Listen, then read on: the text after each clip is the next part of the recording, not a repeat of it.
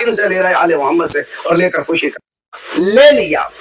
یہ یزید نے کہا تھا کہ میں نے آج بدلہ لے لیا اپنے داداؤں کا، جو عتبہ کو مارا تھا آل محمد نے، جو شیبہ کو مارا تھا اور ولید کو مارا تھا میدان بدر میں، ہمارے بڑے مارے گئے تھے، آج میں نے اس کا بدلہ لے لیا۔ اب وہ مرنے والے کافر تھے یا مسلمان؟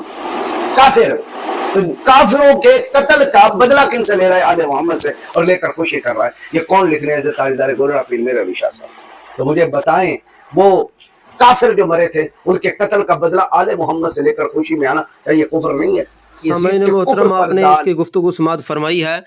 اس کی گفتگو کا لب لباب یہ ہے کہ یہ کہنا یہ چاہ رہا ہے کہ پیر مہر علی شاہ صاحب نے اپنی کتاب کے اندر یہ درج فرمایا ہے کہ یزید نے کربلا کے بعد خوشی کی اور اس نے کہا کہ میں نے آج اپنے جو بدر کے اندر مشرکین مارے گئے تھے ہمارے دادا پردادا، ان کا ہم نے آج بدلہ لے لیا ہے۔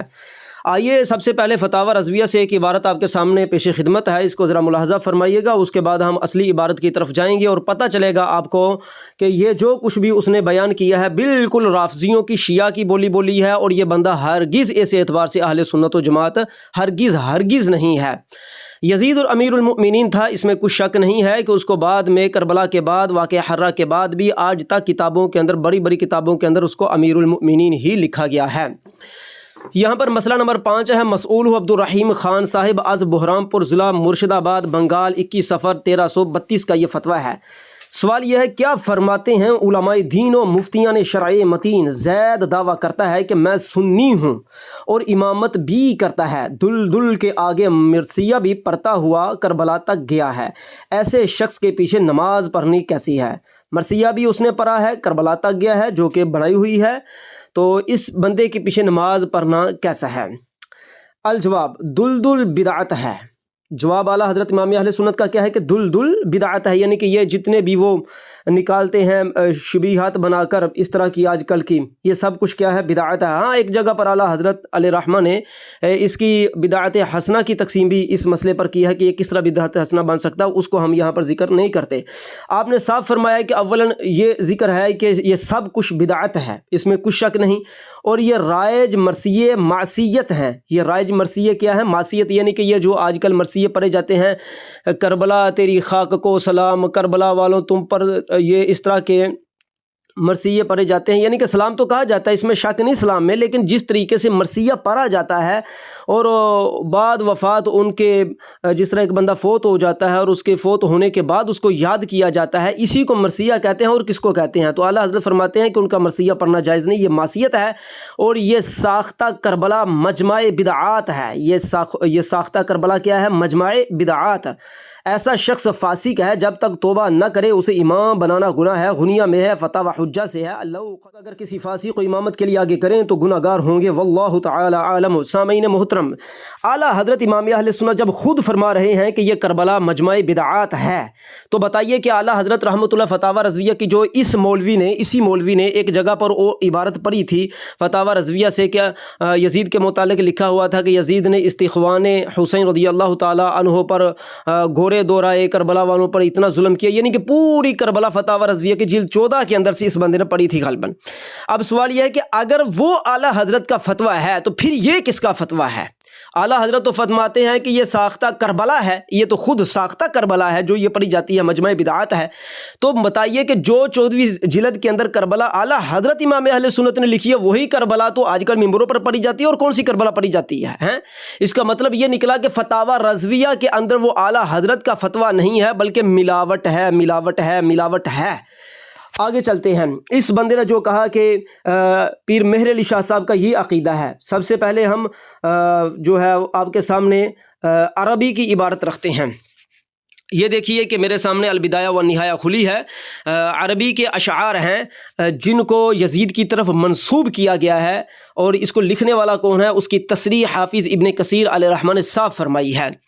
حافظ ابن کثیر فرماتے ہیں، وقال محمد بن حمید الرازی وهو شیعی، یعنی کہ محمد حمید الرازی نے یہ قول کیا ہے، یہ بات کہی ہے، اور وہ شیعہ ہے، وهو شیعی، یہ دیکھیے وَهُوَ شِيعِيٌّ، یہ لکھا ہے محمد بن حمید الرازی وَهُوَ شِيعِيٌّ، آگے وہ کہتے ہیں کہ جب یہ ایک شیعہ بیچ میں آ گیا تو بس بات ختم ہو گئی نا. انہوں نے صاحب پہلے وضاحت کر دی ہے کہ شیعہ کہتے ہیں کہ جس وقت حضرت امام حسین کا سر یزید کے سامنے رکھا گیا تو اس وقت یزید نے یہ اشعار پڑھے تھے: لیت اشیاخی ببدر شہدوا جزع الخزرج فی وقع الاصل فاہلوا واستہلوا فرحا ثم قالوا لی ہنیئا لا تسل حین حکت بقباء برکہا واستحر القتل فی عبد الاشل قد قتلنا الضعف من اشرافکم وعدلنا میل بدر فاعتدل.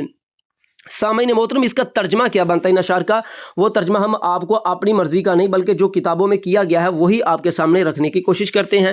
یہ میرے سامنے اردو ترجمہ کھلا ہوا ہے. اس میں دیکھیے کہ انہوں نے یہ کہا ہے، بات شروع کرتے ہوئے کہتے ہیں جی، یہ راوی بیان کرتا ہے کہ یزید نے یحییٰ بن الحکم کے سامنے سینے میں ضرب لگائی. یہ پیچھے سے بات چلتی آ رہی ہے، ٹھیک ہے نا، کیونکہ اب یہ آگے اس کو راوی کا ذکر نہیں کریں گے کہ وہ شیعہ تھا کون تھا، یہ ترجمے کے اندر آ کر، ٹھیک ہے، کیونکہ یہ صرف ترجمہ کر دیتے ہیں، یہ نہیں بتاتے کہ بحث نہیں کرتے کہ سند رافضیوں کی ہے، شیعہ کی ہے، کن کی ہے. آگے یہ اشعار کا یہ ترجمہ کیا گیا ہے: کاش میرے بزرگ بدر میں نیزوں کی چوٹ پر خزرج کی گھبراہٹ کو دیکھتے. انہوں نے آواز بلند کی اور خوشی سے چمک اٹھے. پھر انہوں نے مجھے کہا: ابھی نہ پوچھ. جب ان کے اونٹوں کے صحن میں ٹکراؤ ہوا اور عبد الاصل میں خوب قتل عام ہوا، ہم نے تمہارے دگنے سرداروں کو قتل کیا ہے اور ہم نے بدر کی کجی کو سیدھا کر دیا ہے، پس تو بھی سیدھا ہو جا. سامعین محترم، یہ ہے اشعار جس کا ترجمہ یہاں پر انہوں نے کیا ہے. جس بندے نے بھی ترجمہ کیا، میں نے اپنی طرف سے ترجمہ نہیں کیا، میں نے سوچا کہ آپ کو شعروں کا ترجمہ جو اس بندے نے کیا وہی بتا دو. یہاں پر لکھا ہے کہ یزید نے کہا کہ ہم نے تمہارے دگنے سرداروں کو کربلا میں قتل کر دیا اور ہم نے بدر کی کجی کو سیدھا کر دیا ہے. اب یہ جو گفتگو لکھنے والا بندہ ہے وہ ہے شیعہ، اور اس نے منسوب کر دیا حضرت امام اپنا یزید کی طرف. اس نے منسوب کس کی طرف کر دیا؟ یزید کی طرف. جس طرح کہ ہم دوبارہ آپ کے سامنے سند کو پڑھ دیتے ہیں، یہ دیکھ لیجئے. سند یہ ہے، چونکہ ادھر سند ذکر نہیں کی گئی. اب سوال یہ بنتا ہے، اس مولوی کے اوپر ہم سوال کرتے ہیں، ابھی آپ بے فکر ہیں، اس مولوی سے ہم نے سوال کا جواب لینا ہے جس نے اہل سنت و جماعت کے عقائد کو بگاڑ کر رکھ دیا ہے. یزید کو جو وہ اصل میں تھا اس کی شکل کو روافظ کی پیروی میں، ان کی اطاعت میں اس قدر بگاڑا گیا ہے کہ الامان والحفیظ.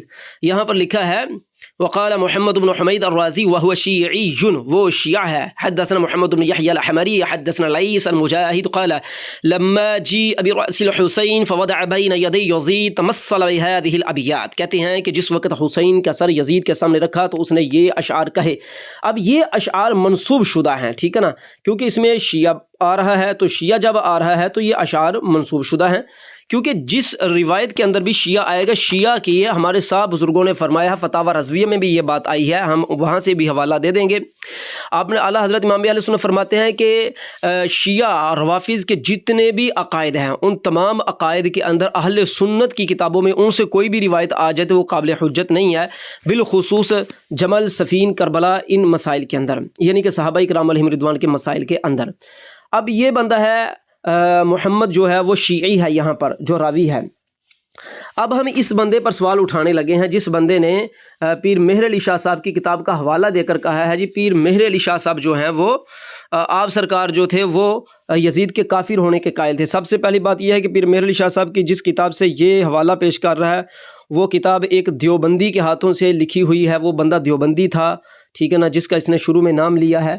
تو اس دیوبندی کی جو فیض احمد تھا، اس کی چونکہ اس نے اور بھی جگہ پر کئی تحریفیں کی ہیں، جس طرح کہ اس نے کہا کہ پیر مہر علی شاہ صاحب نے تو ابن تیمیہ کی بڑی تعریف کی ہے، اپنا قاسم نانوتوی کی تعریف کی ہے، اور اس طرح کی اس کتاب کے اندر بھی خرافات موجود ہیں. اب اس مولوی سے پوچھ کہ مولوی سچ بتانا، تو یہودی کا بچہ ہے یا مسلمانوں کا؟ اگر تو یہودی کا بچہ ہے تو پھر تو نے بالکل ٹھیک کہا، کیونکہ یہودیوں کی یزید سے بڑی گہری دشمنی تھی، کیونکہ وہ رہتا یہودیوں کی سرحد پر تھا اور اس نے ایک نہیں کئی دفعہ یہودیوں پر یلغار کی، ان سے ان کے علاقے بھی چھینے ہیں. پھر تو بات ٹھیک ہے، تو یہودی کا بچہ ہے، اس لیے تو نے جھوٹ بولا. اور یہودیوں نے اسلام کے اندر آ کر کالے لباس پہن کر اپنے آپ کو مسلمان کہہ کر یزید کو تبرہ کرنا اس وجہ سے شروع کر دیا. اگر تو مسلمان کا بچہ ہے تو پھر مجھے بتا کہ کیا پیر مہر علی شاہ صاحب کو یہ معلوم نہیں تھا کہ میں جن اشعار کو اپنا عقیدہ بنا رہا ہوں وہ تو شیعہ کے لکھے ہوئے ہیں، پیر مہر علی شاہ صاحب کے اندر اتنی بھی لیاقت نہیں تھی. میرے جیسا بندہ البدایہ و نہایہ کھولتا ہے اور اس کے سامنے لکھا ہوتا ہے کہ یہ جو محمد بن حمید الرازی ہے یہ شیعہ ہے, تو اس نے یہ اشعار نیچے بنائے ہیں یزید کی طرف منسوب کر کے. جب وہاں پر صاف لکھا, پیر مہر علی شاہ صاحب کو نہیں پتہ چلا تھا؟ پیر مہر علی شاہ صاحب نے کیا یہ کتابوں کا مطالعہ نہیں کیا تھا؟ وہ اتنے بڑے امام اور عالم ہیں, ان کو جناب والا پتہ نہیں چلا اور ہم کو پتہ چل گیا. کتنا بڑا تو جاہل شخص ہے, خبیث انسان, ان کو ہم سے زیادہ پتہ تھا. نہ ان کی یہ عبارت ہے, فتاوی رضویہ کے اندر بھی اس طرح کی جتنی عبارتیں ہیں, فتاوی رضویہ کے دیگر فتوے جہاں سے ہم یہ ثابت کرتے ہیں کہ وہ اعلیٰ حضرت امام اہل سنت جب خود کربلا بیان کرنے کے خلاف تھے, اس کو بدعت مجمع بدعات کہتے ہیں, تو پھر کیسے یہ ممکن ہے کہ اعلیٰ حضرت خود ہی 14ویں جلد کے اندر ساری کربلا کو بیان کریں گے؟ یہ ممکن ہی نہیں ہے. اور وہاں سے اٹھا کر اس بندے نے بیان کر دیا جی اعلیٰ حضرت کا یہ فتویٰ تھا, لوگوں کو گمراہ کر رہا ہے, بے ایمان بنا رہا ہے. اب ہم انشاءاللہ تعالیٰ اگلی نشست کے اندر یہ واضح کریں گے کہ اگر عبد الملک بن مروان کے ہاتھوں سے حضرت عبداللہ بن زبیر صحابی رسول کا قتل ہو جاتا ہے تو عبد الملک بن مروان کے اجتہاد میں فرق نہیں آتا, مروان کے اجتہاد میں فرق نہیں آتا. اور بزرگ اس کو مجتہد لکھتے ہیں, مجتہد مطلق لکھتے ہیں مروان کو. اور عبد الملک بن مروان کے متعلق امام مالک کا یہ قول آتا ہے کہ وہ فرماتے ہیں کہ یہ جو بندہ ہے اس کا ہر عمل ہمارے لیے حجت ہے. تو اگر وہ صحابہ اکرام علیہم رضوان سے لڑے عبد الملک بن مروان تو اس کی حجیت میں فرق نہیں آتا. اور امام مالک فرماتے ہیں تو سوال یہ ہے کہ اگر یزید واقعتاً امام حسین سے لڑا ہے تو اس کی حجیت میں کیسے فرق آ گیا؟ اگلی نشست میں ہم اس بندے کے, اس بندر کے منہ پر یہ تمانچہ مارنے والے ہیں انشاءاللہ.